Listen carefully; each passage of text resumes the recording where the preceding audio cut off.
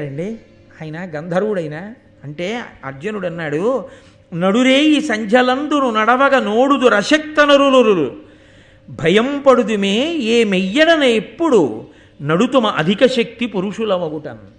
సామాన్యమైన మనుష్యులు ఎందుకు తిరగరో తెలుసా? వాళ్ళకి భూతములను నిగ్రహించగలిగిన శక్తి ఉండదు, రాక్షసులను నిగ్రహించగలిగిన శక్తి ఉండదు, లేకపోతే ఏదో గంధర్వుల్ని అణచగలిగిన శక్తి ఉండదు. అందుకని వాళ్ళు మనకి ఎందుకు వచ్చిన గొడవని బయటికి రారు. మేము అటువంటి వాళ్ళం కాదు, మేము దివ్యమైనటువంటి స్థితిని పొందిన వాళ్ళం. సమస్త అస్త్ర శస్త్రములు మాకు తెలుసు కాబట్టి మేమే ఈ నలుగురిని అణచగలం. కాబట్టి ఇంకా మాకు నియతి, మేము రాత్రి తిరగకూడదని ఏమిటి? ఎవరికి ఎంతవరకు అవసరమో అంతవరకే, అంతేకాని అది ఆ అవసరం లేని చోట తిరగకూడదు. తిరగకూడదని నియమం లేదు, అందుకని మేము తిరుగుతున్నాం. ఇప్పుడు ఏదైనా ఒక ఆచారమో అన్నది ఉందనుకోండి, అది ఎందుకు పెడతారంటే దానివల్ల ఒక ప్రయోజనము కొరకు పెడతారు. అసలు ఏమీ ట్రాఫిక్ లేదు, ఇటు లేదు, అటు లేదు, ఇటు లేదు, అప్పుడు రెడ్ లైట్ పడింది, వెళ్ళిపోవచ్చా అని మీరు అడిగారు అనుకోండి, వెళ్ళిపోతే తప్పేమీ లేదు. ఎప్పుడు రెడ్ లైట్ పడితే ఆగమన్నారంటే ట్రాఫిక్ ఎక్కువగా ఉంటే. అదేదో పొరపాటును వదిలేశారు, తెల్లవారుదామున 3 గంటలకి నువ్వు వెళ్తుంటే ఏమి కనుచూపు మేరలో వెళ్ళి అదేదో వెలిగింది రెడ్ లైట్, నువ్వు అకస్మాత్తుగా అప్పుడు మాత్రం గౌరవం చూపించి అలా నిలబడిపోవాల్సిన అవసరం ఏమి ఉండదు, వెళ్ళిపోవచ్చు. అప్పుడు అదేం పెద్ద, అప్పుడు అది ఆచారం ఏం కాదు. అలాగే లోకంలో ఆ ప్రయోజనాన్ని బట్టి ఆచారం వస్తుంది. ఆషాఢ మాసంలో ఏదో అదేంటి అల్లుడు కూతురు కలిసి ఉండకూడదు, అత్తారింట్లో అమ్మాయి ఉండకూడదు, పుట్టింటికి తీసుకెళ్ళిపోతారు. ఎందుకు? ఏమి ఆషాఢ మాసంలో కలిసి ఉండకపోవడం ఏంటి? అసలు ధర్మమే భార్యాభర్త కలిసి ఉండడం. ఆషాఢ మాసంలో కలిసి ఉంటే వచ్చిన ఉపద్రవం ఏంటి అంటే, ఆషాఢ మాసం తొలకరి, వర్షాలు పడతాయి. ఆ వాన పడేటప్పటికీ గబగబా నాగలి పట్టుకుని వెళ్ళి భూమిని దున్నాలి. ఆ భూమిని దున్నితే ఒక్క గింజ వేస్తే పుట్టెడు గింజలు దొరుకుతాయి. వచ్చే ఇబ్బందల్లా ఎక్కడొస్తుందంటే, సాధారణంగా మనకి దక్షిణ దేశం వైపు అంతా ఎదుర్వేదం వాళ్ళు ఎక్కువ మంది ఉంటారు. ఆ ఎదుర్వేదంలో మళ్ళీ ఆపస్తంభ సూత్రులు ఉంటారు. ఈ ఆపస్తంభ సూత్రులకి ఇతరత్ర దక్షిణ దేశ మర్యాదను అనుసరించి మనం ఏం చేస్తామంటే, సాధారణంగా చైత్రమాసంలోనూ వైశాఖ మాసంలోనూ పెళ్లి ముహూర్తాలు చాలా ఎక్కువ ఉంటాయి. మూఢం వెళ్ళిపోనివ్వండి, మీరు చూద్దరు కానీ చాలా ఎక్కువ ఉంటాయి పెళ్లి ముహూర్తాలు. ఇన్ని పెళ్లి ముహూర్తాలు ఉన్న తర్వాత ఏమవుతుందంటే, పెళ్ళి అయ్యేది చైత్రము వైశాఖములో పెళ్ళి అవుతుంది, ఏ జ్యేష్ఠ మాసంలోనో పిల్ల కాపురానికి వస్తుంది. ఆషాఢమాసం అప్పటి వరకు ఏదో వేసవి, రాత్రి అయ్యేటప్పటికి వేడి, ఉక్కపోత, చికాగ్గా ఉంటుంది. ఆషాఢమాసం వచ్చేప్పటికి బయట వర్షం పడుతుంటే చల్లగా హాయిగా ఉండి ఈయన ఏం చేస్తాడంటే, తెల్లవారుజామున వర్షం పడుతుంటే లేచి నాగలి పట్టుకుని వెళ్ళడు. కొత్తగా పెళ్ళయింది కదా, భార్యతో కలిసి ఉండిపోతాడు. పాపం మామగారు ఏం చేయాలి? కొడుకు పడుకుండిపోయాడు, నేను వెళ్ళనని ఆయన పడుకుంటాడా? పెద్ద ఆయన నాగలు పట్టుకుని ఆయన వెళ్తాడు పొలానికి. ఆ అమ్మాయి 7 లేస్తుంది, వీడు 7:30కి లేస్తాడు. అత్తగారు చిటపట్లాడంటుంది, వాడికంటే బుద్ధి లేదు, నీకైనా ఉండద్దా? పెద్ద ఆయన మీ మామగారు వెళ్ళారు పొలానికి, నువ్వు లేపి పంపించద్దా? అలా మీ ఆయన్ని పెట్టుకుని నువ్వు పడుకుంటే మనకు అన్నం ఎక్కడి నుంచి వస్తుందంటే, ఆ సమయంలో కాదంటే భర్తతో గొడవ, ఊరుకుంటే అత్తగారితో గొడవ. ఈ గొడవ లేకుండా వాళ్ళకి సమృద్ధిగా ఏడాది అన్నం దొరకాలంటే ఆషాఢ మాసం ఆడపిల్లని పుట్టింట్లో పెట్టుకోవాలి. అది ప్రతి ఏడాది అక్కర్లేదు, ఒక్క ఏడాది చాలయా, ప్రతి ఏడాది ఎందుకు అక్కర్లేదు, ఆ గొడవ వాళ్ళకున్నది వాళ్ళకే తెలిసి వస్తుందండి. ఎక్కడ ఆచారం. అంతేగాని సాఫ్ట్వేర్ ఇంజనీర్కి పిల్లని ఇచ్చారనుకోండి, ఆషాఢ మాసంలో మీ ఇంటికి ఎందుకు, వాడేం నాగలట్టుకుంటాడా, పొలానికి వెళ్తాడా? కాబట్టి అది ఎక్కడ ఆచారమో అక్కడి ఆచారము. ఆచారము అనగా పాటింపబడునది. ఎవరికి అది ఆచారమో అది వారికి. జ్వరంతో ఉన్నవాడు వాడు పడుకుంటాడు, వాడికి అది ఆచారం. వాడు విభూతి చల్లుకుని స్నానం అయిపోయిందని సంధ్యావందనం చేసేయాలి. అంతేగాని ఏమన్నా వాడు అదృష్టం 103 జ్వరం ఉంది, హాయిగా విభూతి జల్లు సంధ్యావందనం చేసేసాడు, నేను విభూతి జల్లేసుకుంటానంటే అనకూడదు. నీకు ఆచారం చక్కగా తల మీద స్నానం చేసి సంధ్యావందనం చేసుకోవాలి. ఆచారము అనగా ఆయా స్థితిని బట్టి ఉంటుంది, అంతేగాని అది మూర్ఖంగా ఉండదు. ఉండదని తెలుసుకోగలి మూర్ఖాచారం ఉండడం ఇంకో పెద్ద తప్పు. కాబట్టి ఇప్పుడు ఆయన ఆ ప్రశ్న అడిగితే అర్జునుడు శిష్టమైన సమాధానం చెప్పాడు అని మీరు గ్రహించవలసి ఉంటుంది. అంతేగాని అర్జునుడు తెంపరి జవాబు చెప్పాడండి, అలా చెప్పచ్చా అండి గంధర్వులకి, అలా అని మీరు అనకూడదు. ఆయన చెప్పిన దాంట్లో యథార్థం ఉందని సామాన్యమైన మనుష్యులు భయపడతారు. మీరు కూడా వెంటనే నేను సామాన్యుడిని కానండి అని వెళ్ళిపోకూడదు. దెబ్బతిన్నాక తెలుస్తుంది మనం సామాన్యులం అసామాన్యులం. ఎందుకు వచ్చిన గొడవ? మనం అర్జునుడు కామని తెలుసుకుంటే చాలు. కాబట్టి ఇప్పుడు ఆయన అన్నాడు, ఆయనకి కోపం వచ్చింది, నేను ఇక్కడ భార్యతో విహరిస్తున్నాను, నువ్వు ధర్మం తప్పి అర్ధరాత్రి వేళ వచ్చి నేను క్రీడిస్తున్నటువంటి విషయానికి అడ్డొచ్చావు. పైగా దీనికి అంగారపర్ణుడు తిరిగే ప్రదేశం అని పేరు. ఇలాంటి చోటుకి నువ్వు వచ్చావు కాబట్టి నేను నీ మీద బాణాలు విడిచిపెడుతున్నానని చెప్పి అర్జునుడి మీదకి బాణ పరంపర వదిలాడు. ఈయన వెంటనే ఆ కొరివితోటి ఆ బాణములను పక్కకి తోసి పారేసి, ఏమనుకుంటున్నావో నేనంటేను, నేను ఏ సామాన్య బ్రాహ్మణుణ్ణి అనుకుంటున్నావా, నేను అర్జునుణ్ణి, పాండవుల్లో పుట్టినటువంటి వాణ్ణి అని ఆయన ఒక ధనస్సు పట్టుకుని ఒక బాణాన్ని తీసుకుని దాని మీదకి ఆగ్నేయాస్త్రాన్ని అభిమంత్రించాడు.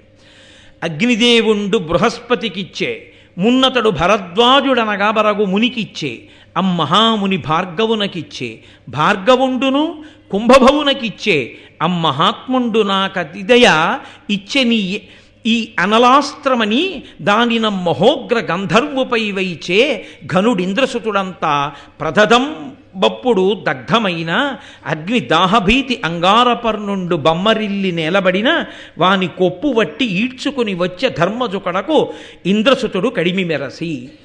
ఇదిగోనయా ఇది ఆగ్నేయాస్త్రం. దీన్ని అగ్నిదేవుడు మొట్టమొదట బృహస్పతికి ఇచ్చాడు. ఆ బృహస్పతి భరద్వాజుడికి ఇచ్చాడు. ఆ భరద్వాజుడు దాన్ని పట్టుకెళ్ళి మహానుభావుడైనటువంటి ద్రోణాచార్యుల వారికి ఇచ్చాడు.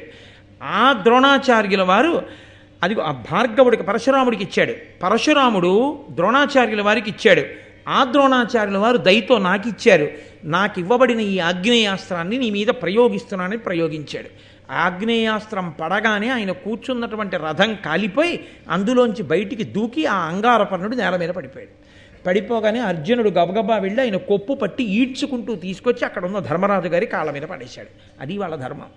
ఆ తర్వాత ఏం చేయాలో ధర్మరాజు గారు నిర్ణయం చేయాలి. అంతేకాని తనే చంపేయడం, నువ్వు వేసావా ఆగ్నేయాస్త్రం అని తిరగబడ్డం అలా ఉండదు. అన్నగారు చెప్పిన మాటకి కట్టుబడతారు. తీసుకొచ్చి ఆయన దగ్గర పడేస్తే ఈ అంగారపర్ణుని యొక్క భార్య కుంభీనసి అనబడేటటువంటి స్త్రీ పరిగెత్తుకుంటూ వెళ్ళి ధర్మరాజు గారి కాళ్ళ మీద పడి ఏడ్చి ఆవిడంది, వాని మనోవల్లభ కుంభీనసి అనునది గరంబు భీతి అశేషోర్వీనాథులారా దయ పతిదానము నాకిండు మీకు ధర్మవు పెరుగున్. నాకు పతిదానం చెయ్యండి ఎందావిడ.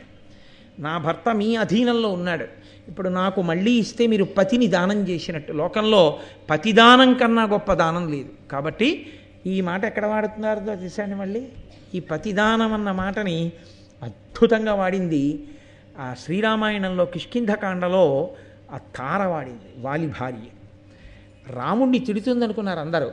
వాలి చనిపోయిన తర్వాత రాముడి దగ్గరికి వెళ్ళింది, లోకంలో అన్నిటికన్నా గొప్ప దానం పతిదానమే, పతికి సతిదానం.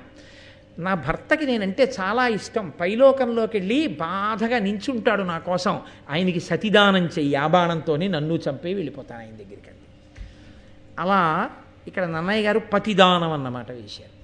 ఆయన ఆవిడంది ఆ కుంభీనసి, పతిదానం చేయవయ్యా నాకు, నేను నా భర్తతో సంతోషంగా ఉంటాను అంటే వెంటనే ధర్మరాజు గారు అర్జునుడితో అన్నారు, ఆయన ఎప్పుడు మాట్లాడినా ధర్మమేనండి. ఇదే వాళ్ళ జీవితాన్ని మలుపులు తిప్పి ఐశ్వర్యం వైపుకి తీసుకెడుతూ ఉంటుంది అని అరచుచున్న దానికి అనఘుడు కరుణించి పాండవాగ్రజుడై అర్జును చూచి వీని విడువుమోయని ఓడినవాని హీను అపగత శౌర్యున్. ఇదిగోనయా ఆవిడ ఏడుస్తోంది, ఇతన్ని విడిచిపెట్టేసి. ఎందుకో తెలుసా, ధర్మము అని ఒక మాట ఉంది కదా, ఓడిపోయిన వాణ్ణి, పరాక్రమము హీనమైపోయిన వాణ్ణి, శౌర్యము నశించిపోయిన వాణ్ణి ఏమీ చేయకూడదు. కాబట్టి విడిచిపెట్టేశాడు. ఆ అంగారపర్ణుడిని వెంటనే విడిచిపెట్టేశారు. విడిచిపెట్టేస్తే ఆయన అన్నాడా గంధర్వుడు, అని నీ చేత పరాజితుండన ఈ నా అంగారపర్ణత్వం ఇంకను దాల్పన్ మదినంత నిర్లజ్జుడనే గర్వం వడంగన్ రణంబునము నోడియు పూర్వనామమున పెంపున్ గర్వముందాల్చువాడనగా సత్సబలందు మెచ్చబడునే హాసాస్పదీభూతుడై. నీ చేత ఓడింపబడి మళ్ళీ ఈమెకి ప్రతిదానం చేయబడిన తరువాత కూడా నేను పూర్వం పిలువబడినటువంటి అంగారపర్ణుడు అన్న పేరుతో పిలువబడను. ఎందుకో తెలుసా, నేను ఇంకా పేరుంచుకున్నాను అనుకో, నేను ఏదైనా సభకి వెళ్ళినప్పుడు అంగారపర్ణుడు వస్తున్నాడంటే ఈయనే కదండి ధర్మరాజు గారి అర్జునుడి చేతిలో ఓడిపోయాడు అంటారు. కాబట్టి సభ యందు గౌరవం ఉండదు, నా పేరు విడిచిపెట్టేస్తున్నాను. ఇప్పుడే నేను గంధర్వుణ్ణి కాబట్టి నా శక్తితో రత్నముల చేత తాపడము చేయబడిన చిత్ర విచిత్రమైన రథాన్ని సృజించుకుంటున్నాను. ఆగ్నేయాస్త్రంతో నువ్వు నా రథాన్ని కాల్చావు కాబట్టి ఇప్పుడు నా పేరు చిత్రరథుడు అని ఆయన మళ్ళీ వేరొక రథాన్నెక్కి తన పేరు మార్చుకుని నేను కూడా చాలా సంతోషిస్తున్నానయ్యా, మీ పరాక్రమానికి మీ ధర్మానికి సంతోషించాను. పూర్వకాలంలో మనువు చంద్రుడికి ఉపదేశించాడు చాక్షుషీ విద్య అని, అదొక విద్యాస్వరూపం. దాన్ని విశ్వావసుడికి బోధ చేశారు. ఆ విశ్వావసుడు గంధర్వుల రాజు, ఆయన నాకు బోధ చేశాడు. నాకు ఆ చాక్షుషీ విద్య వచ్చు. దానితో పాటుగా అపరిమిత వైగంతో వెళ్ళగలిగినటువంటి గుర్రాలు కొన్ని నా దగ్గర ఉన్నాయి, గాంధార జాతికి చెందినవి. మీకు ఒక్కొక్కళ్ళకి 100 గుర్రాలు ఇస్తాను. చాక్షుషి విద్యనిస్తాను అర్జున, నీకు ఆ ఆగ్నేయాస్త్రం నాకు ఇస్తావా అన్నాడు. అంటే అర్జునుడు అన్నాడు, ఒకరి దగ్గర పుచ్చుకోవడం అన్నది నాకు జీవితంలో అలవాటు లేదు, ఒకరికి పెట్టడమే. సుక్షత్రియుణ్ణి కాబట్టి బ్రాహ్మణ కుమారులుగా ఉండి భిక్షాటన చేశారు. కాబట్టి నేను నీ దగ్గర పుచ్చుకుని మాత్రం నీకు విద్య నేర్పను. నువ్వు కానుకగా ఏదో 100 గుర్రాలు ఇస్తానంటున్నావు, ఈ చాక్షుషీ విద్య నాకు ఇస్తానన్నావు, అక్కర్లేదు, నేనే నీకు ఆగ్నేయాస్త్రం ఇస్తాను, తీసుకో అని చెప్పి ఆగ్నేయాస్త్రాన్ని ఇవ్వడానికి సిద్ధపడ్డాడు. సిద్ధపడితే ఆయన అన్నాడు, అవునులే మీరు తాపత్యులు కదా అన్నాడు. అంటే అర్జునుడికి అనుమానం వచ్చి, మమ్మల్ని తాపత్యులు అంటున్నావేమిటి అన్నాడు. అంటే అయ్యయ్యో మీకు తెలియదా, మీరు చాలా గొప్పవారు, ఎందుకు మీరు తాపత్యులు, మీరు ఇంత గొప్పవారు అన్న మాట మీకు తెలియలేదో నేను ఆశ్చర్యపోతున్నాను అన్నాడు.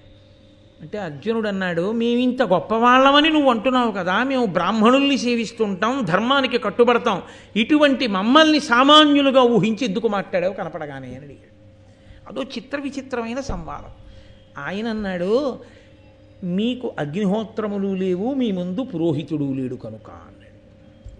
అంటే పాండవులు ఆశ్చర్యపోయి వాళ్ళు అన్నారు, అదేమిటి అసలు తాపత్యులేమిటి, మాకు ఆ పేరు ఎందుకు వచ్చింది, నువ్వు మాకొక్కసారి వివరణ చెయ్యవలసింది అన్నారు.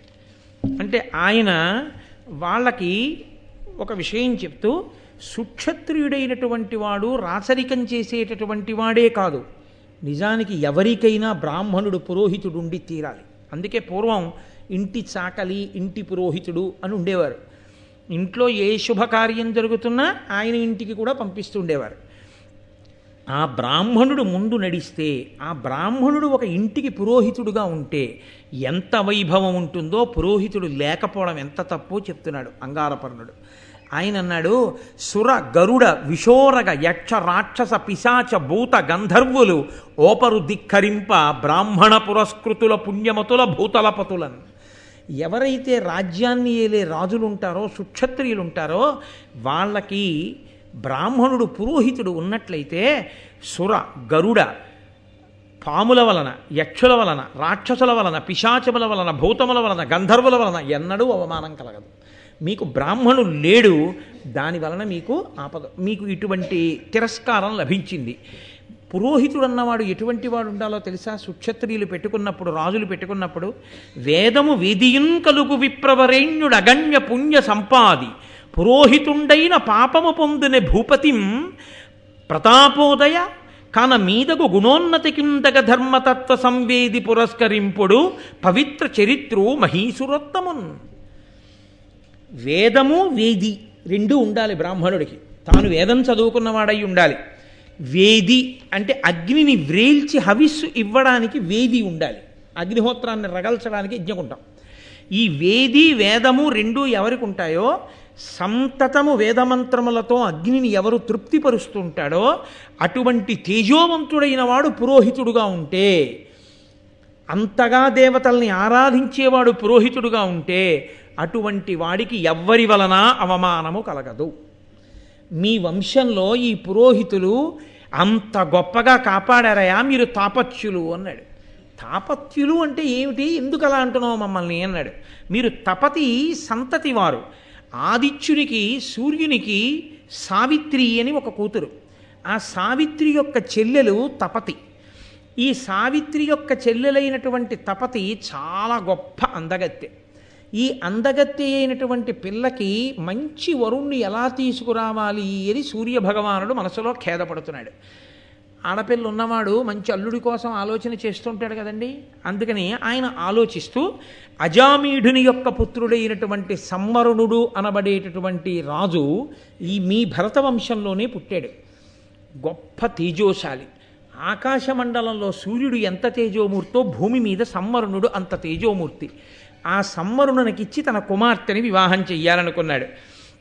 ఆ సూర్యుడికి ఎంత ప్రీతి అంటే సంవరుణుని యందు గగనమునందు నిందునధిక ప్రభ నేను వెలుంగునట్టి నిజగతి ప్రసిద్ధుడై వెలుగు సంవరుణండు మదీయ పుత్రికింతగు పతి వీనికిచ్చద ముదంబున ఈ లలితాంగినంచు మానుగ ఎడ నిశ్చయించి తపనుండు తదీయ తప ప్రసన్నుడై. ఆ సంవరుణుడు చేసేటటువంటి తపస్సు, పూజ, ధర్మము, రాజ్య పరిపాలన, శౌర్యము, పరాక్రమము, వీర్యము, తేజస్సు వీటికి ఇష్టపడినటువంటి వాడైనటువంటి సూర్యుడు తన కుమార్తె అయిన తపతిని సంవరుణునికిచ్చి వివాహం చేద్దామనుకున్నాడు. కొంతకాలం అయింది. సంవరుణుడు వేటకెళ్ళాడు. వేటకెళ్ళి చాలాసేపు వేటాడి మీకు నేను పాండురాజు గారి వేట విషయంలోనే మనవి చేశా. దుందుడుకుగా రాజు వెళ్ళిపోతాడు, సైన్యం వెనకబడిపోతుంటుంది. చాలా దూరం వెళ్ళాడు. ఇక గుర్రం వెళ్ళలేక నేల మీద పడిపోయాడు. ఈయన మాత్రం గుర్రాన్ని దిగిపోయి పక్కనే కనపడుతున్న ఎత్తైన కొండపైకి వెళ్ళి చూస్తున్నాడు. చుట్టూ ఎక్కడైనా మన వాళ్ళు ఎక్కడున్నారు ఏమిటని చూస్తుండగా ఆయనకి ఈ తపతి అక్కడ కనపడింది. మహామోహనాంగి ఆవిడ. ఆవిడ్ని చూసి ఈయన వెంటనే చాలా సంతోషించి ఆమె యందు అనురక్తుడై నువ్వెవరు అని అడిగాడు. ఉత్తర క్షణంలో ఆవిడ అంతర్ధానం అయిపోయింది. ఆవిడ అంతర్ధానం అయిపోగానే ఇన్నాళ్ళు ఏడవడం అంటే ఏమిటో తెలియని రాజు దుఃఖాన్ని పొంది నేను ఇంతగా మనసుపడినటువంటి స్త్రీ కనపడకుండా పోయిందని నేల మీద పడి రోధిస్తున్నాడు. ఆమె మళ్ళీ కనపడేది. ఇదేమయ్యా, ఇంత రాజువి, ఇంత తేజోవంతుడివి, ఇలా ఎందుకు దుఃఖిస్తున్నావు అని అడిగింది. ఆయన అన్నాడు, నేను నీ గురించే దుఃఖిస్తున్నాను, నిన్ను నా పత్నిని చేసుకోవాలనుకున్నాను అన్నాడు. ఆవిడంది, నీకు తెలియదా ధర్మం లోకంలో ఆడపిల్ల స్వతంత్రించి తనకు తానుగా వరుణ్ణి ఎంచుకోకూడదు. నీవు నన్ను భార్యగా పొందాలంటే మా నాన్నగారి గురించి జపము తపస్సు చెయ్యి. బాగా నువ్వు ఆయన గురించి పూజ చేస్తే, ఆయన ప్రీతి చెందితే, ఆయన ప్రత్యక్షమై నన్ను నీకు భార్యగా ఇస్తే నేను తప్పకుండా నీకు పత్నిని అవుతానని. ఆయన వెంటనే అక్కడే కూర్చుని జపము, జాగ్రత్తగా సూర్యభగవానుడికి నమస్కారములు మొదలైనటువంటివి ప్రారంభం చేశాడు. కొంతకాలం అలా చెయ్యగా ఆ తపస్సు అలా నడుస్తుండగా ఆయనకి తన ఇంటి పురోహితుడైనటువంటి వశిష్ఠ మహర్షి జ్ఞాపకానికి వచ్చారు. నేను ఇంత కష్టపడుతున్నాను, మహానుభావుడు తేజోమూర్తి మా పురోహితుడైనటువంటి వశిష్ఠ భగవానుడు వచ్చి ఉంటే నన్ను ఈ పాటికి గట్టెక్కిద్దురు అనుకున్నాడు. ఆయన అలా అనుకోగానే ప్రతిహతరాగ కోపభయు బంకరుహ ప్రభవ ప్రభావు దూరిత దురితున్ మునీశ్వర వరిష్ఠు వశిష్ఠ మహామునిన్ పురోహితు నతిభక్తితో తలచే ఇష్టమిరింగి వశిష్ఠుడున్ సమాహితమతి నీగుదించకనియం ప్రభు సంవరుణున్ ప్రియంబునన్. మహాతేజోశాలి అయినటువంటి ఆ వశిష్ఠ మహర్షిని స్మరించగానే యోగ మార్గంలో వచ్చి ఆ వశిష్ఠుడు సంవరణుడున్న చోటికి వచ్చి ఈయనకి కనపడ్డాడు. కనపడి ఆయననేం అడగలేదు, ఎందుకు నువ్వు నన్ను పిలిచావని. యోగ దృష్టితో చూశాడు.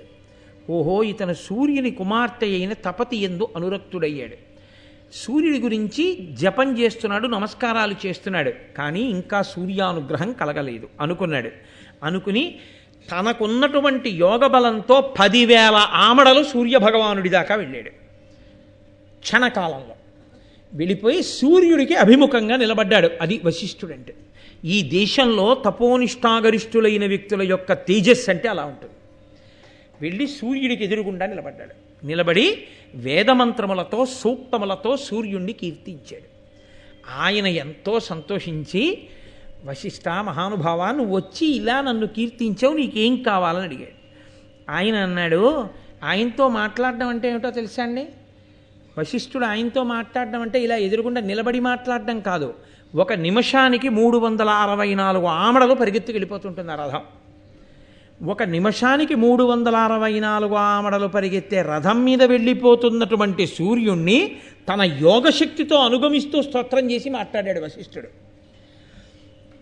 ఏమని?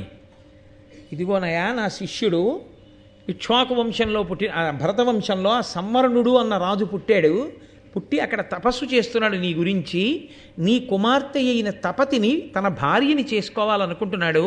మహాధర్మాత్ముడు, తేజోవంతుడు, నీ కుమార్తెని ఇచ్చి వివాహం చేయమని అడిగాడు.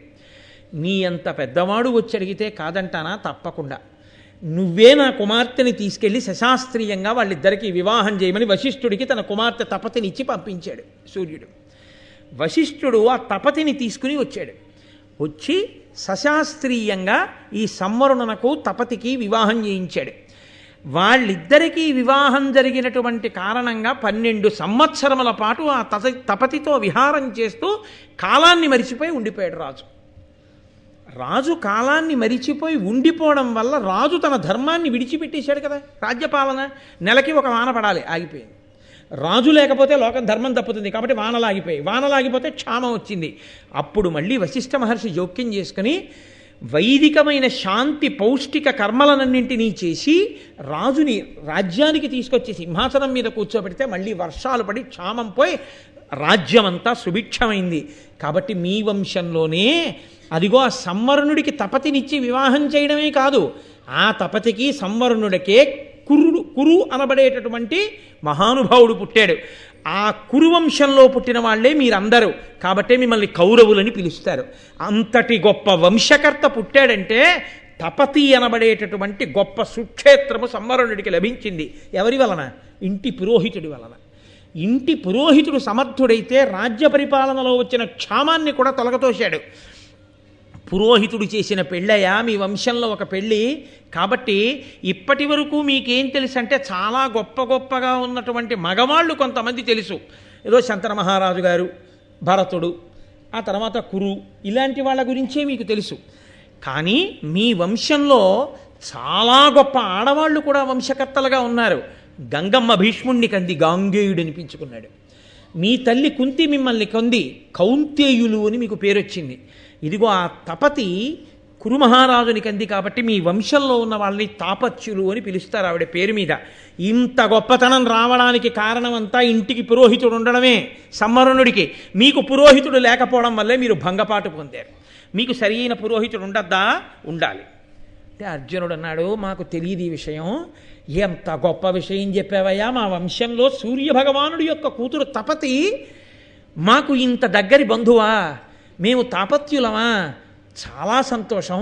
ఆ వశిష్ఠ మహర్షి అంత గొప్పవాడన్నావే, నాకు ఉవ్విళ్ళు ఊరిపోతుందయా మనసు. ఏది ఆ వశిష్ఠ మహర్షి గొప్పతనం ఇంకొంచెం చెప్తూ అన్నాడు.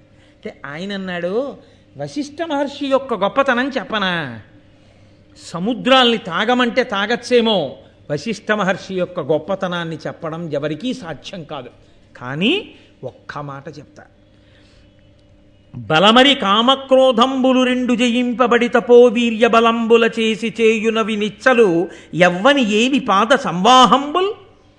కామము క్రోధము అని రెండు ఉంటాయి. ఈ రెండు అప్పచెల్లెళ్ళు. కామం తీరితే సుఖంగా ఉంటుంది, తీరకపోతే క్రోధం అన్న చెల్లెలు పుట్టుకొస్తుంది. ఇవి రెండు ఉండి ఎప్పుడూ మనిషిని పాడి చేస్తాయి.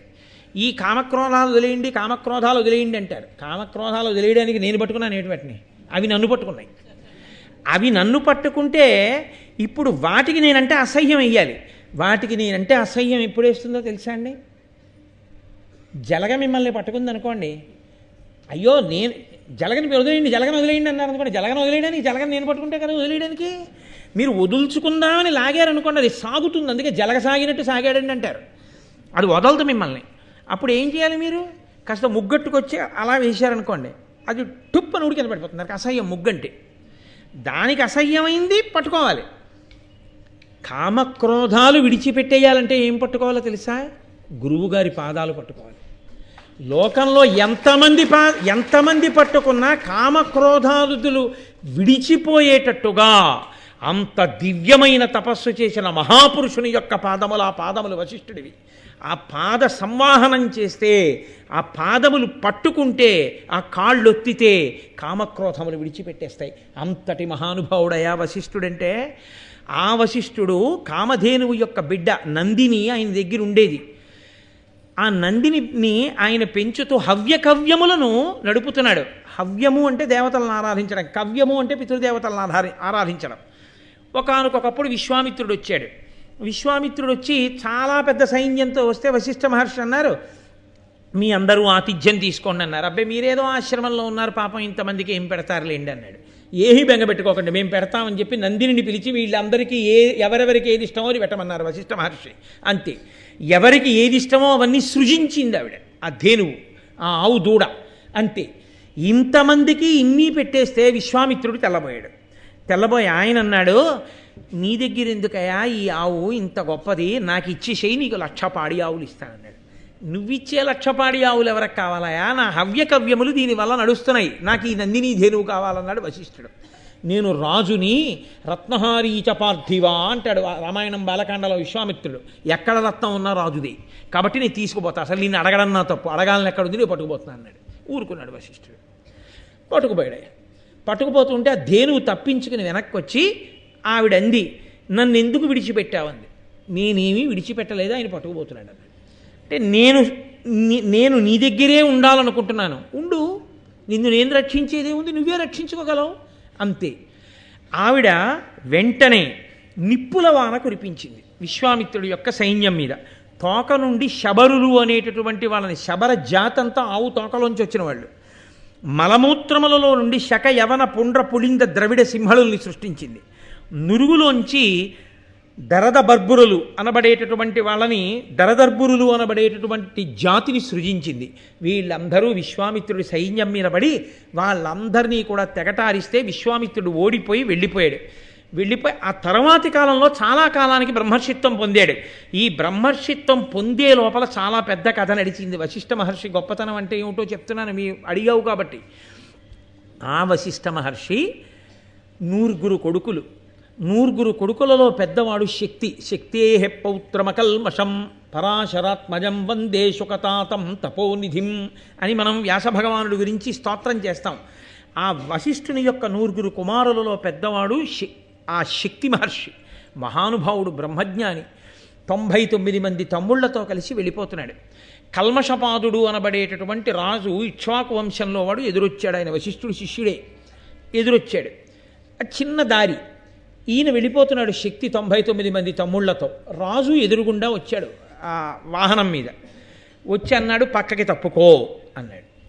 అంటే శక్తి మహర్షి అన్నారు, ఎట్టి రాజులను మహీసురోత్తములెదురు అరుగుదించునప్పుడు అధిక భక్తి తెరలి ప్రియము వలికి తెరువ ఇత్తురిట్టిది ధర్మవు, నీవు దీని తలపవెట్టు.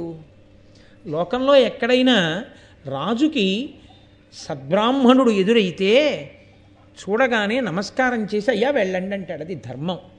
బ్రహ్మతేజస్సు కలిగినటువంటి వాడు, వేదవేదాంగములు చదువుకున్న వాళ్ళు కనపడితే అలాంటి ధర్మం పాటిస్తారు. అదేమిటి నువ్వు పక్కకెళ్ళండి అని అంత అన్యాయంగా అలా చులకనగా మాట్లాడావు అన్నాడు. ఆ రాజు కోపం వచ్చి నేను ధర్మంలోనే ఉన్నానని కొరడా తీసి ఆ శక్తి మహర్షిని కొట్టాడు. ఆయన శాపవాక్కు విడిచిపెట్టాడు. ఏమంటే కొడితేనే శాపం ఇచ్చేసేంత తక్కువ నిగ్రహశక్తి వాళ్ళది అని మీరు అనుకోకండి. శక్తి మహర్షి వంటి బ్రహ్మజ్ఞానిని కొరడాతో కొట్టినటువంటి పాపానికి రౌరవాది నరకములు పట్టిపోవాలి కల్మషపాదుడు. ఎక్కడ పాడైపోతాడో అని అనుగ్రహించడం కోసమని ఆయనే కొంత శిక్ష వేసి విడిచిపెట్టేస్తే గొడవ వదిలిపోతుందని తక్కువ శిక్ష వేయడం కోసమని శాపవాక్కు విడిచిపెడతారు.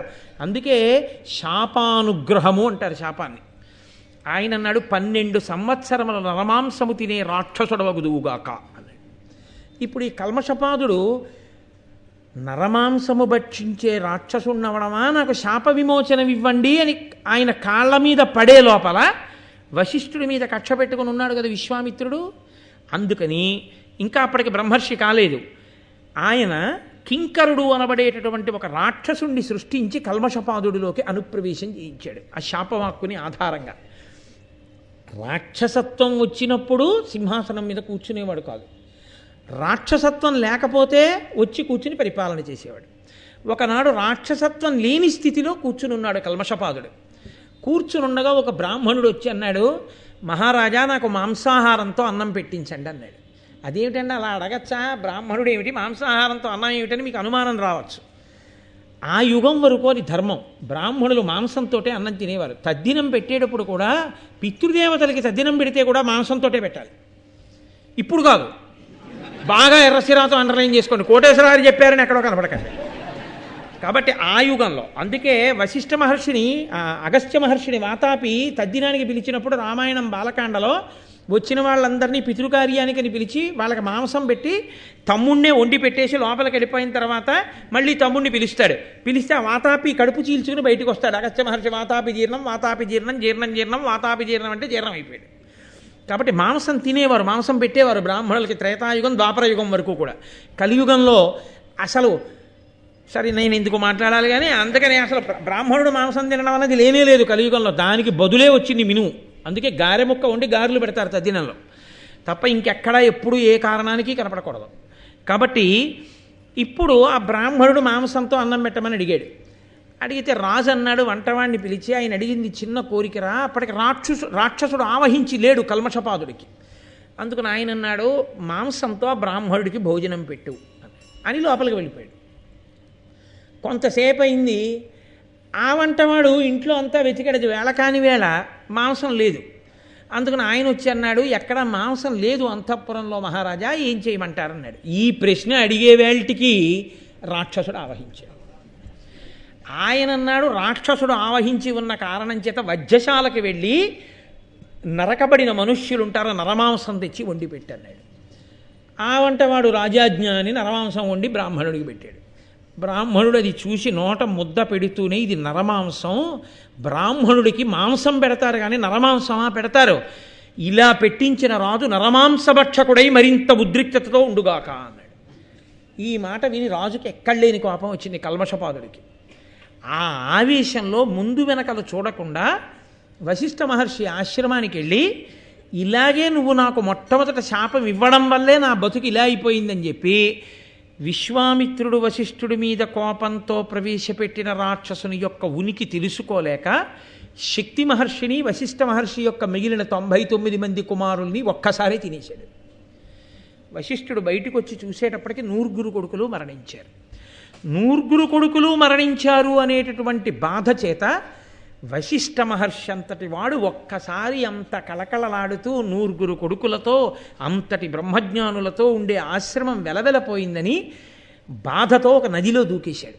దూకేస్తే వశిష్ఠ మహర్షి లాంటి వాడిని నేను ఈడ్చుకెళ్ళడమా అని భయపడిపోయి ఆ నదీ జలం అంతా పల్లంలోకి వెళ్ళిపోయి ఈయన పడిపోయిన ప్రదేశాన్ని మెరక చేసేసింది.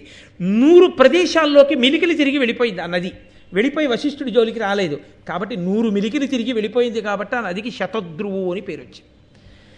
ఇలా కాదు, పడగానే నా శరీరం వెళ్ళిపోవాలని చెప్పి వశిష్ఠుడు కాళ్ళు చేతులు కట్టేసుకుని వెళ్ళి ఇంకొక నదిలో పడ్డాడు. ఆ నది వశిష్ఠ మహర్షి వంటి వాడిని తాత్కాలికోద్రేకంతో పడినా 100 పోయారని, కొడుకులు పోయారని ఉద్రేకంతో పడ్డా నేను సంహరించడమా అని ఆవిడ పాశాలు విప్పి తీసుకొచ్చి ఒడ్డున పడుకోబెట్టింది. వశిష్ఠుడి పాశాలు విప్పింది కాబట్టి ఆ నదికి విపాష అని పేరు వచ్చింది. ఇది ఈశ్వరాజ్ఞ, నిజమే శాస్త్రం చెప్తోంది ఆత్మహత్య చేసుకోకూడదని. అలాగే కుములుతో ఆయన ఆశ్రమానికి వెడుతుంటే అకస్మాత్తుగా ఆయనకి ఎక్కడి నుంచో ఒక గొప్ప వేదనాదం వినపడింది. ఇంత గొప్పగా స్వరంతో వేదం చెప్తున్నాడు ఎవరు అని వెనక్కి తిరిగి చూశాడు. తన కోడలు వస్తోంది, అదృశ్యంతి అని పేరు ఆవిడికి, శక్తి మహర్షి యొక్క భార్య. అప్పటికి ఆయన మరణించారు కదా, తినేశాడు కదా కల్మషపాదుడు. కాబట్టి ఇప్పుడు ఆ అదృశ్యంతి వెనకాల వస్తోంది. వశిష్ఠ మహర్షి వెనక్కి తిరిగి చూసి, అమ్మా నీ కడుపులో ఉన్నవాడు సామాన్యుడు కాడమ్మా, శక్తి మహర్షి యొక్క కుమారుడు, ఇంత వేదనాదం వినపడుతోంది, వాణ్ణైనా రక్షించుకుంటానమ్మా అని కోడల్ని ఆశ్రమంలోకి తీసుకెళ్ళి బహుజాగ్రత్తగా ఉన్నాడు. కల్మషపాదుడు ఒకానొక సమయంలో ఈవిడ్ని కూడా తినేద్దామని వచ్చి ఆ కోడల మీద పడ్డాడు, అదృశ్యంతి మీద పడితే వశిష్ఠ మహర్షి భయపడకు అని చెప్పి కమండలంలో నీళ్లు తీసుకుని ఒక్కసారి ఆ ఎదురుగుండా నిలబడిన కల్మషపాదుడి మీదకి చల్లారు. చల్లగానే కల్మషపాదుడికి 12 సంవత్సరములు పూర్తయి ఆ రాక్షసుడు వెళ్ళిపోయాడు, శాప విమోచనం అయిపోయింది. అదిగో ఆ అదృశ్యంతి కడుపులోంచి పుట్టిన మహానుభావుడే పరాశర మహర్షి. ఆ పరాశరుడు పుట్టాడు. అప్పుడు ఆయన అన్నాడు ఆ కల్మషపాదుడు, నీ కుమారుడు నాకు శాపమిచ్చిన కారణం చేత నేను తిరుగుతున్న రోజులలో ఒకానొకప్పుడు ఉచ్చనీచములు మరిచిపోయి అంగీరస అనబడేటటువంటి ఒక మునిపత్ని తన భర్తతో కలిసి ఉల్లాసంగా ఉన్న సమయంలో ఆమె భర్తని తినేశాను. అప్పటికి నరమాంసభక్షకుడైన తినేశాడు.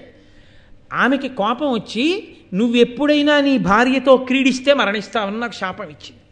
అందుకని నాకు ఇప్పుడు బిడ్డలు లేరు. బిడ్డలు లేకపోతే నాకు ఉన్నతగతులు లేవు, నేను నా భార్యతో రమించడానికి అవకాశం లేదు. కాబట్టి ఉన్నటువంటి న్యాయం ప్రకారం ఒక గొప్ప బ్రహ్మతేజస్సు కలిగిన వాడి వలన కుమారుడు కలగచ్చు. కాబట్టి నా భార్య అయినటువంటి మదవతి యందు నువ్వు నాకు కుమారుడను అనుగ్రహించు అన్నారు. వశిష్ఠ మహర్షి యొక్క తేజస్సు కారణంగా ఆమె గర్భవతి అయింది.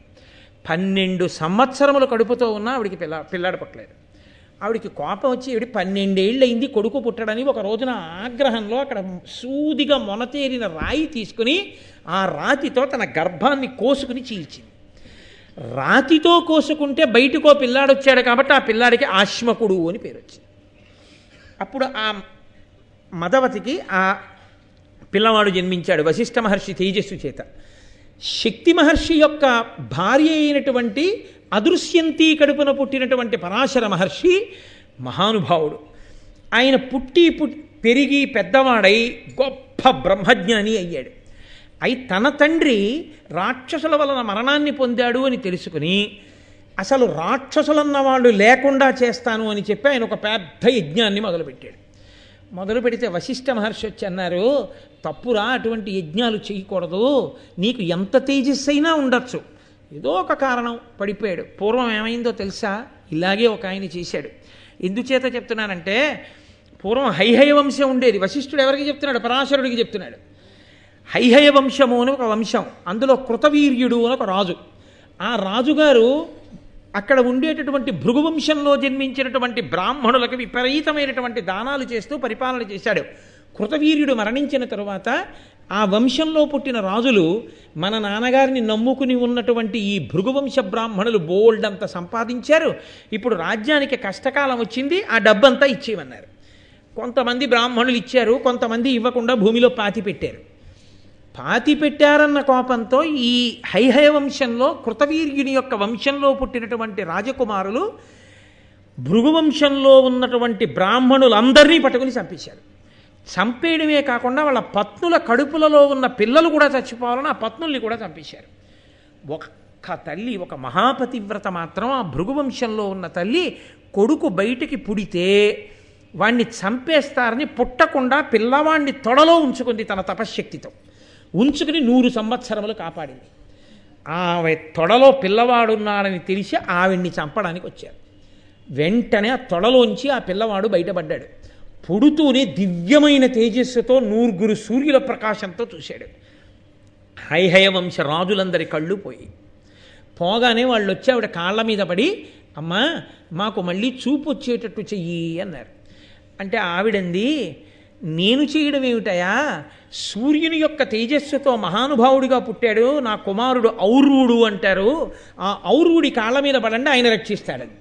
అంటే ఆయన వీళ్ళందరికీ కళ్ళు వచ్చేటట్టు చేసి ఇంత బాధ పెట్టారు కాబట్టి మా తండ్రుల్ని లోకాల్ని నశింపచేస్తానని ఒక యజ్ఞం మొదలెట్టాడు. యజ్ఞం మొదలుపెట్టి ఆయన యజ్ఞం మొదలు పెడితే ఆయన పితృదేవతలందరూ వచ్చారు. వచ్చి వాళ్ళన్నారు, ఆ భృగువంశంలో పుట్టిన బ్రాహ్మణులు, ఒరే మమ్మల్ని చంపేశారని కదా నువ్వు కోప్పడి యజ్ఞం మొదలుపెట్టావు, కానీ యథార్థం ఏమిటో తెలుసా, మేము చాలా గొప్ప తపస్సు చేశాం, ఎంత తపస్సు చేశామో ఆ తపస్సు వలన మా ఆయుర్దాయం అంత పెరుగుతోంది, మాకు వైరాగ్యం వచ్చింది, ఈ శరీరం పడిపోతే బాగుండనిపించింది, మా తపస్సుకే ఆయుర్దాయం పెరుగుతోంది, మమ్మల్ని మేం చంపుకుంటే ఆత్మహత్య, ఎలాగో అలా ఈ శరీరం వదిలేద్దామని రాజు ద్రవ్యం అడిగినా మాకు దాని మీద ఆసక్తి లేకపోయినా భూమిలో దాచాం. ఆ రాజకుమారులు వచ్చి ఆ కోపకారణం చేత మమ్మల్ని చంపేశారు. అమ్మయ్యా అని మేము శరీరాలు విడిచిపెట్టి ఊర్ధ్వలోకాలకు వెళ్ళిపోయాం. వాళ్ళ వలన తప్పేమీ లేదురా, ఎందుకు అనవసరంగా లోకాల్ని పాడు చేస్తానంటావు, కాబట్టి వెంటనే నువ్వు దీన్ని విరమించేసేయి అన్నారు. అంటే ఆయన అన్నాడు, నేను చాలా కోపంతో మొదలుపెట్టాను ఈ యజ్ఞాన్ని, మీకేదో ఆపద జరిగిందని. ఇప్పుడు ఇంత కోపంతో మొదలుపెట్టిన యజ్ఞంలో నేను నా కోపాన్ని ఎక్కడ విడిచిపెట్టను అని అడిగాడు. అదే సామాన్యమైంది కాదు నా కోపం, ఔర్వుడి కోపం అంటే మాటలా, ఎక్కడ విడిచిపెట్టనన్నాడు. నీ యజ్ఞం ఎందుకు మొదలుపెట్టావు, లోకాలని నాశనం చేస్తానండి. లోకాలన్నీ ఎక్కడున్నాయి, నీళ్లల్లో ఉన్నాయి, చతుస్సాగర పర్యంతం కదండి, నీటి మధ్యలో కదా, నీళ్లల్లో ఉన్నాయి, కాబట్టి నువ్వు పని చేయి, నీ కోపాన్ని పట్టుకెళ్ళి సముద్రంలో పడాయి. అంటే ఆయన కోపాన్ని పైకి తీసి దాన్ని గుర్రం రూపం ఇచ్చి సముద్రంలో పడేశాడు. అది గుర్రం రూపంలో ఉంటూ ఇప్పటికీ సముద్రంలో అగ్నిహోత్రంగా ఉంటుంది, బడబాగ్ని అగ్నిహోత్ర రూపంలో ఉండి సముద్రపు నీటిని తాగుతూ ఉంటుంది ఔర్వుడి కోపం. కాబట్టి ఆ ఔర్వుడంతటి వాడు ఇలాగే పితృదేవతల మీద ప్రేమ అని చెప్పి యజ్ఞం మొదలుపెట్టి మళ్ళీ చెప్తే మధ్యలో ఆపేసి అదిగో ఆ కోపాన్ని తీసుకెళ్ళి సముద్రంలో పడేశాడు. ఇప్పటికే అది గుర్రం రూపంలో నీళ్లు తాగుతోంది. కాబట్టి నాయన అటువంటి యజ్ఞం చెయ్యకురా అన్నాడు పరాశరుడితోటి. అంటే పరాశరుడు అన్నాడు, ఔర్వుడు ఆపితే ఆపాడేమో, నా తండ్రి శక్తి మహర్షిని మహానుభావులు నా పినతండ్రుల్ని అంత ఘోరంగా చంపేశాడు కల్మషపాదుడు క్షత్రియుడు, కాబట్టి రాక్షసుడు ఆవహించడం వల్ల చంపాడు కాబట్టి రాక్షసుల్ని చంపేస్తాను అని ఆయన యజ్ఞం మొదలెట్టాడు. ఆయన ఒక్కొక్క రాక్షసుడి పేరు చెప్తుంటే జనమేజయ సర్పయాగంలో సర్పాలు పడిపోయినట్టు ఒక్కొక్క రాక్షసుడు వచ్చి పడిపోతున్నాడు. ఇంతమంది రాక్షసులు పడిపోతుంటే ఆ రాక్షస వంశానికి అంతటికీ కూడా పైన నిలబడినటువంటి వాళ్ళు కొంతమంది ఉన్నారు. రావణ బ్రహ్మకి తాతగారు పులశ్చుడు. ఆ పులశ్చ బ్రహ్మ, పులహుడు, క్రతువు అనబడేటటువంటి ముగ్గురు మహాపురుషులు కలిసి పరాశరుడు చేస్తున్న యజ్ఞం దగ్గరికి వచ్చారు. ఆ యజ్ఞం దగ్గరికి వచ్చి నిలబడి, ఏమయ్యా ఇలాంటి యజ్ఞం చెయ్యొచ్చా? కోపంతో ఇప్పటికే చాలామంది రాక్షసులు మరణించారు, ఈశ్వర సృష్టిలో వాళ్ళు కూడా అంతర్భాగం, ఎవరో ఒక రాక్షసుడు ఆవహించి చంపాడు అని ఇలా రాక్షస జాతిని చంపకూడదు, అందున బ్రాహ్మణుడివి ఏమిటి కోపం, బ్రహ్మజ్ఞానివి విడిచిపెట్టేసేయన్నారు. అంటే ఆయన అన్నాడు, మరి నేను ఇప్పుడు ఈ యాగాగ్నిని ఎక్కడ పడయను అన్నాడు. అంటే వాళ్ళు అన్నారు, దీన్ని ఎత్తి హిమాలయ పర్వతాల దగ్గర పారాయన్నారు. ఆయన వెంటనే ఆ అగ్నిహోత్రాన్ని హిమాలయాల దగ్గరికి విసిరాడు. ఆ అగ్ని పూర్ణాహుతి చేసి యాగం పూర్తయిన అగ్ని కాదు కాబట్టి అది అప్పటి నుంచి ఇప్పటి వరకు హిమాలయాల పక్కన పడి ఉండి అది పర్వదినాలలో మాత్రం తీగల్ని, రాళ్ళని, పొదల్ని తింటూ ఉంటుంది. అది ఇప్పటికీ పరాశర మహర్షి యొక్క పరాశర మహర్షి అసంపూర్ణంగా విడిచిపెట్టిన యాగాగ్ని హిమాలయాల పక్కన పడి ఉంటుంది. ఔర్వుడి యొక్క కోపాగ్ని సముద్రం మధ్యలో గుర్రం రూపంలో పడుంది. ఇంతటి మహానుభావులయ్యా వశిష్ఠ మహర్షి అంటే, వశిష్ఠ మహర్షి సంతానం అంటే అలాంటి వాళ్ళు. ఇంకా ఎంతని చెప్పను, చెప్తే దానికి తరగడం అన్నది లేదు. కాబట్టి పురోహితుల వలన మీ వంశంలో వాళ్ళు ఇలా సంతానాల్ని కూడా కన్నారు. పురోహితుడిని ఎదురు పెట్టుకుని అదిగో తపతిని స్వీకరించాడు సంవరణుడు. ఆ తపతి వంశంలో పుట్టాడు, ఆ తపతికి పుట్టాడు కురు. ఆ కురు వంశంలో వచ్చిన వాళ్ళు మీరు, కాబట్టి మీకు కౌరవులని పేరు. కాబట్టి మీకు ఉండద్దు పురోహితుడు. ఇదిగో ఇక్కడే గంగానది పక్కన ఉత్కచము అనబడేటటువంటి ఒక గొప్ప క్షేత్రం ఉంది. ఆ క్షేత్రంలో తపస్సు చేస్తున్నాడు ధౌమ్యుడు అనబడేటటువంటి మహర్షి. ఆయన సామాన్యుడు కాడు, కాబట్టి వెళ్ళి ఆయన్ని పురోహితుడుగా వరించండి. ఇంతకీ ఇదంతా ఎందుకు చెప్పాను? పురోహితుడు అన్నవాడు ఎంత ముఖ్యమో అని కదా మొదలెట్టాను మీకు ఈ కథ అంతా అన్నాడు అంగారపర్ణుడు చిత్రరథుడు. కాబట్టి అదిగో ఆ ఉత్కచానికి వెళ్ళి ధౌమ్యుడిని పురోహితుడిగా వరించండి. ధౌమ్యుడు పురోహితుడైన తర్వాత మీ కథ ఎంత గొప్పగా తిరుగుతుందో చూడండి. ఏం జరగాలి? పురోహితుడుగా దొరకగానే కథ తిరగాలంటే ద్రౌపదీదేవి భార్య కావాలి, ద్రుపదుడు మామగారు కావాలి. ద్రుపదుడు మామగారు కాగానే హడిలిపోయి ధృతరాష్ట్ర మహారాజు హస్తినాపురానికి పిలిచి రాజ్యం ఇవ్వాలి. ఇంత కథకి ప్రారంభం ఎక్కడ అంటే సరి అయిన పురోహితుడు దొరకడం. అందుకని అర్ధరాత్రి వేళ ఈశ్వరానుగ్రహంతో అంగారపర్ణుడు కనబడి ఇంత కథ నడిస్తే మహాపురుషుల యొక్క జీవితం గురించి వినడానికి అంత అనురక్తితో వశిష్ఠుడి గురించి, ఆ మహానుభావుడైనటువంటి పరాశర మహర్షి గురించి, ఔర్వుడి గురించి ఆ పాండవులందరూ విని గబగబా గంగా తీరంలో ఉన్నటువంటి ఉత్కచమన్న క్షేత్రానికి వెళ్ళి అక్కడ ధౌమ్యుణ్ణి చూసి ఆయనకి నమస్కారం చేసి, మేము పాండవులం, పాండురాజు పుత్రులం, మాకు పురోహితుడిగా ఉండమని ఆయన్ని వరించారు. ఇప్పుడు పాండవులకి పురోహితుడు దొరికాడు కాబట్టి శుభములు జరగాలి. ఏం శుభం జరుగుతుందో ఆ చిత్రాలు ఎన్ని తిరిగాయో, ఆ ద్రౌపదీదేవి యొక్క అసలు అద్భుతం ఏమిటో, 5గురికి భర్తవడం వెనక ఎంత పెద్ద ధర్మరహస్యాలు దాగి ఉన్నాయో రేపటి రోజున మహానుభావుడైన సూతుడు ఆవహించి చెప్పించుగాక అని ఈశ్వరుణ్ణి ప్రార్థన చేస్తూ మంగళాశాసనపరై మదాచార్య పురోగమై సర్వైశ్చ పూర్వైరాచార్యై సత్కృతాయాస్తు మంగళం. మంగళం కోసలేంద్రాయ మహనీయ గుణాత్మనే చక్రవర్తి తనూజాయ సర్వభౌమాయ మంగళం. ఉమాకాంతాయ కాంతాయ కామితార్థప్రదాయినే శ్రీగిరీశాయ దేవాయ మలినాథాయ మంగళం. కరచరణకృతం వా కర్మవాక్కాయజం వా శ్రవణనైనజం వా మనసం వాపరాధం విహితమవిహితం వా సర్వమేత్తక్షమస్వ శివ శివ కరుణాబ్ధే శ్రీ మహాదేవ శంభో. సర్వం శ్రీ ఉమామహేశ్వర బ్రహ్మార్పణమస్తు. స్వస్తి.